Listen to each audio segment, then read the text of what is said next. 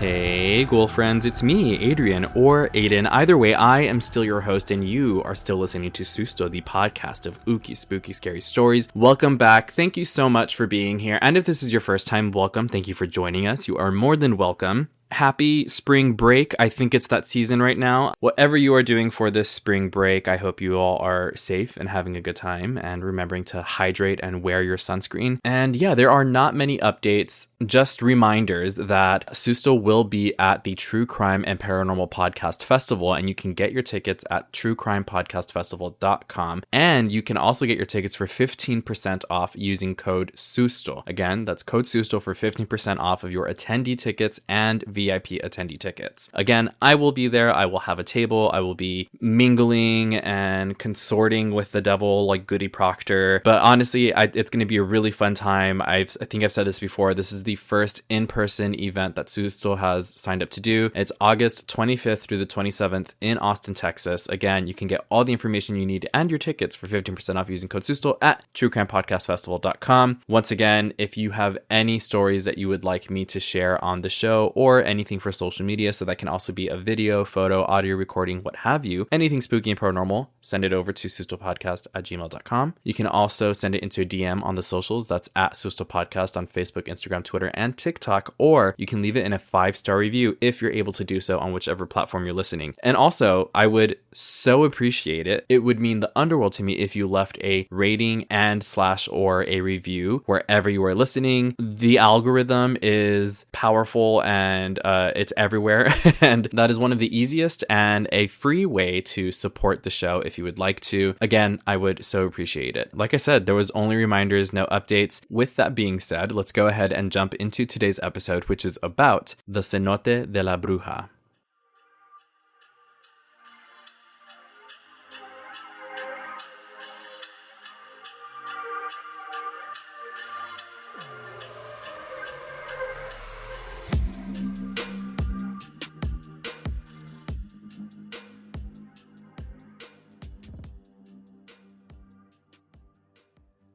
In the heart of the Yucatan Peninsula lies the town of Bacalar, a small and quaint community that boasts a stunning body of water called the Lake of Seven Colors because of its varying, beautiful shades of blue. But beyond its picturesque landscape, there is a dark secret that has been whispered through generations. Legend says that a powerful Bruja once lived near one of the cenotes connected to the Lake of Seven Colors, known as the Cenote Negro because of its characteristic dark color. The witch was feared by all who knew of her. She was said to be over 100 years old, and the outside of her home was adorned with dolls. She was known for her mystical powers and her ability to summon the spirits of the dead. It is said that due to urbanization, the witch was to be evicted from her home and pushed out of her land. This, of course, did not sit well with her, and she cursed the land surrounding her home, including the nearby cenote, claiming that anyone who entered the cursed land or cenote would fall ill or even die. From that day on, the cenote became known as la Cenote de la Bruja. People who dared to approach the cenote would experience strange and terrifying events such as hearing disembodied voices and seeing ghostly apparitions. Some even claimed that the dark waters emitted a foul smell. In recent years, the Bruja's curse is said to live on, taking responsibility for crocodile attacks on tourists and the discovery of a corpse. The Maya people believed that cenotes were sacred places, portals to the underworld where their ancestors resided. They believed that the gods spoke to them through the cenotes and that the waters had healing powers. They also believed that the cenotes were the entrance to the underworld, where the souls of the dead could pass through to the afterlife. Despite the fear and superstition surrounding the Cenote Negro, a young archaeologist named Miguel was determined to uncover and exploit the secrets hidden within its depths. Miguel had always been fascinated by Maya culture, and even more so with money. He believed the cenote held the key to understanding their past, and was hoping to leave with priceless artifacts. He heard the legends about the Bruja and the curse, but he was a man of science, and didn't believe in superstitions. He was determined to prove that there was a scientific explanation for the strange events that occurred around the cenote. Miguel and his team of archaeologists began to explore the cenote using modern equipment to map out the underground river system. As they dove deeper into the water, they began to experience strange occurrences. Their equipment would malfunction, and they would hear strange noises coming from the darkness. Despite these unsettling events, Miguel and his team continued their exploration, driven by their passion and greed. They discovered that the underground river system was vast and intricate, leading them to an underwater cave where they sought refuge from the strange and dark waters. As they continued their investigation, they stumbled upon a chamber hidden deep within the cave. The walls were adorned with intricate carvings depicting scenes from Maya mythology. Miguel was ecstatic, knowing that they had made a significant discovery. However, as they began to explore the chamber, they noticed a strange energy emanating from a particular corner. The closer they got to it, the stronger the energy became, until it was almost overwhelming. Suddenly, they were surrounded by a thick mist, and they could hear whispers in a language they didn't understand. Miguel and his team were terrified, but they refused to let their fear overcome them. They knew they were on the brink of discovering something incredible, something valuable, and they couldn't let this opportunity slip away. As they pushed through the mist, they came face to face with a figure. It was the Bruja, standing in front of them with her arms outstretched. Miguel could feel the power emanating from her, and he knew now the curse was more real than he could have ever imagined. The Bruja continued to speak to them. They could sense the malice and anger in her voice. She was commanding them to leave the cenote empty-handed and never return, warning them that the curse would follow them if they didn't comply. Miguel refused to back down, even letting his team flee without him. He grew angrier and louder, making demands of the witch to let him continue his exploration. Fury swelled into the witch's eyes, and Miguel was almost knocked off his feet as she screamed, so loud that all he could hear was a piercing ring. The next thing Miguel knew, he was being dragged out of the cave and back into the water. He could not see the witch, and felt what he could only imagine was teeth on his forearm. In his final moments, all he felt was regret. He wished he hadn't let his greed blind him against a power he did not understand, and that he never entered the sapphire waters that would be his grave.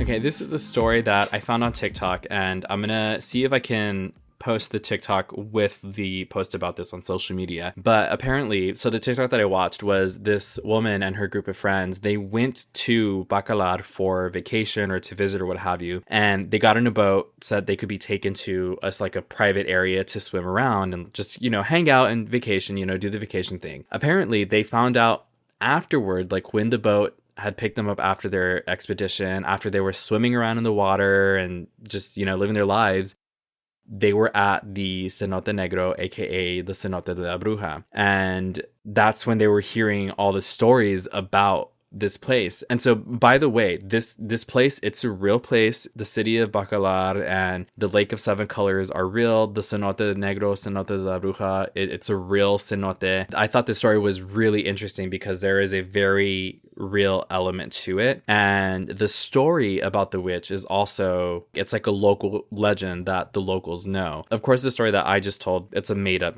story, but it's incorporating that local legend about her. I'm just going to get into it with the links that I have. The first one that I want to talk about is about the crocodiles. There were a couple of attacks on tourists in the lake. This was about a year ago, actually. This was March of 2022, that there were several crocodile attacks in just like the span of a few days. And so the first paragraph of this page, and this is from the CancunSun.com. Of course, this will be available on the Susto Google Docs, but this says the presence of crocodiles in the Rivera Maya region is known. In the last few days, these animals have attacked at least 2 people in the region. Thankfully, none of the incidents have resulted in human casualties. The latest of these attacks came about over the weekend in the Bacalar Lagoon. A family of tourists that arrived to the region from Mexico City decided to spend their Sunday swimming in the lagoon. It had been about an hour the family had been swimming in the lagoon when one of the tourists claims to have felt a weird sting in his leg. He recalls that at first he thought he was cramping up. At one point, though, he did get the sense that there was something in the water. That's when he called out to the rest of the group, alerting them to the presence of something in the water and pleading with them to take his son to shore. Eventually, he also made it to shore, and that's where he potentially realized the severity of what happened. That is so fucking scary. I already have a fear of large open bodies of water, so hearing about this just re-solidified it. In the video that I mentioned earlier, and later in this article as well, it's mentioned that apparently there's no warning about crocodiles in the water. So in the video, you can see these people's reactions to hearing about, they were in danger swimming around in that water. Thankfully, nothing happened to them. It's just scary to think about because that is a very real thing. Continuing about the story of this witch. So yeah, it's like a local legend, and there's 2 links that I have that are talking about it. One of them is poresto.net, and the other one is Blue Venado Weddings. So there are a lot of pages that are dedicated to just promoting this place as a tourist destination, and it looks beautiful in all of the pictures that I see here. But again, that local legend is really interesting. So just to read from this one page from Poresto, it's an entry called Cenote Negro, the legend of the witch of Bacalar. Well, first it says that it's called Cenote Negro due to its characteristic dark color. Then it continues to say that it's also known as Cenote de la Bruja because of a well-known legend among the locals or the inhabitants of the municipality of Bacalar, in which it is said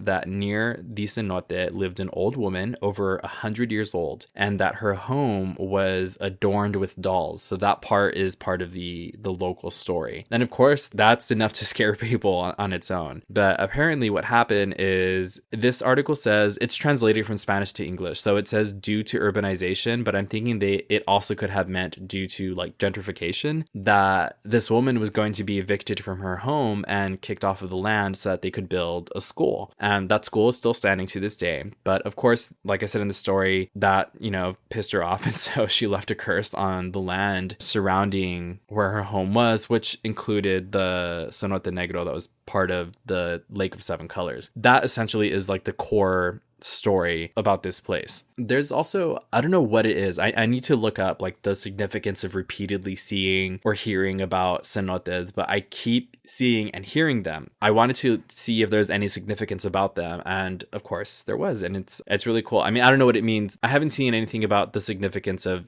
seeing them repeatedly, but they do have their own lore around them. And so this is an entry from ancient-origins.net, and it says, Sacred Cenotes, Portals to the Maya Underworld. The ancient Maya who populated the Yucatan Peninsula in the 1st millennium AD believed that there were 3 ways for the living to enter Xibalba, the world of the dead: through deep caves, through competition in the Maya ball game, and through the sacred cenote or sinkholes. It was the cenotes that were most important to the ancient Maya religion, for through these underground caverns came life as well as death. This continues the importance of the cenotes. The Yucatan Peninsula has no natural above-ground rivers and few lakes. It does, however, have a massive network of subterranean caves connected by underground streams and rivers. Many of these caverns are believed to have been formed by meteor strikes associated with the massive meteor that contributed to the extinction of the dinosaurs during the Cretaceous-Paleogene extinction event. Say that 5 times fast. Much of the peninsula is made up of limestone, which over time erodes and causes the ground to collapse into the water-filled cave below. These are sinkholes or cenotes, and it is this source of groundwater that enabled the people of the Yucatan to flourish into the great Maya civilization. So immediately, it's not just like a spiritual or like a mystical significance. These cenotes literally sustained life. This continues, why are cenotes sacred to the Maya? And it says, the ancient Maya were not ignorant of the vital significance the cenotes played in their survival. temple. The sinkholes thus became places of worship. Indeed, it has been recently discovered that Chichen Itza, the famous Maya pyramid temple, was built upon a massive cenote. They believed that Kukulkan, the Maya feathered serpent deity, grew up in the underworld cave until finally he became so big that he broke through the surface of the earth with a mighty earthquake and flew to the sun. And again, this is Kukulkan, who Tenoch Huerta played in Wakanda Forever, aka Namor, which I think I've mentioned before on the show. So really interesting to see the imagery of that like underwater world, and then to read about this connected underwater world because of the cenotes. Just really cool. This continues. To honor Kukulkan, the Maya built the architecturally astounding Pyramid of Kukulkan, and this was called El Castillo by the Spanish conquistadors. The pyramid was built to align with the Maya calendar, a feat that reflects advanced knowledge of mathematics and astrology. Twice a year, the sun shines just right on the temple so that the steps form the shadow of a giant snake. This is Kukulkan, who can be seen over the course of roughly 45 minutes, descending from the heavens, down the bisecting staircase, and into the earth below. There, he will rejoin his brethren in Xibalba. That is so cool. I would love to see that one day, to see this specific. I mean, I would love to see the pyramids in Mexico at all, but also to see this one specifically and to see that snake shadow would be really, really, really brain altering. So then the rest of this talks more about the spirits of the underworld and the pyramid of Kukulkan on the cenote. It's scary to think that that pyramid is built on a cenote because it's limestone. It erodes. It says here in this article as well that it could cause the pyramid to collapse. It was a little difficult to find the darker, spookier side about the Cenote de la Bruja because it's really heavily marketed from what I saw as a tourist destination. And I'm not saying don't go there, it's dangerous. What I will say is definitely you should do your research, not only so that you know how to behave when you visit somewhere basically and so that you show respect, but also to, for your own safety, because while I'm saying it was difficult to find like the scarier parts of this story, it wasn't hard to find this article about the crocodile attack. And again, apparently there was no warning to these people that they could potentially encounter a wild animal in the water. And that's because crocodiles are also land animals. So double scary. They're like sharks, but also for the land. I don't know. I'm not a scientist.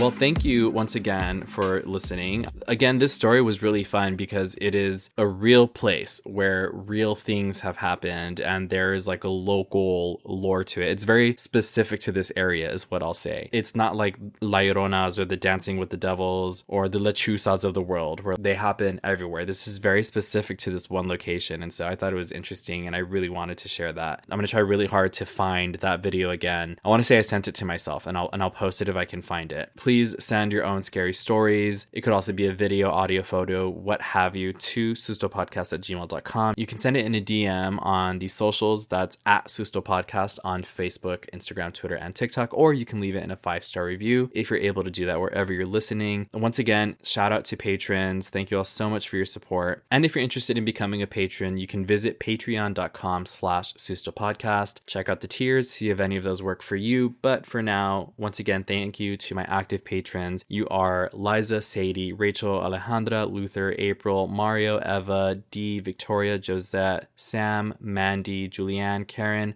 Lori, Jeannie, Monica, Desiree, Anna, Denise, Ashes, Neresa, Amanda, Rachel, Azucena, and Javier. Thank you all so much. Keep your eyes peeled so that we can plan the next Susto movie night. February was a short month, and again, I have a full-time job on top of this, and I'm trying to get other things, rolling for Susto. I will select the movie next weekend, the 24th/25th. We'll do like a spin the wheel kind of thing, and then we'll do the movie night on either the 31st, which is a Friday, or Saturday, April 1st. I'll do a check-in either way. And again, the movie nights are a Best Ghoul Friends Patreon exclusive. So if you want to join the movie, you can do it that way. Either way, thanks for listening. Thanks for supporting. And thank you for leaving a review. If you haven't, what are you waiting for? It's literally free 99. I'll talk to you in the next one, and wear your floaties in the water. Bye.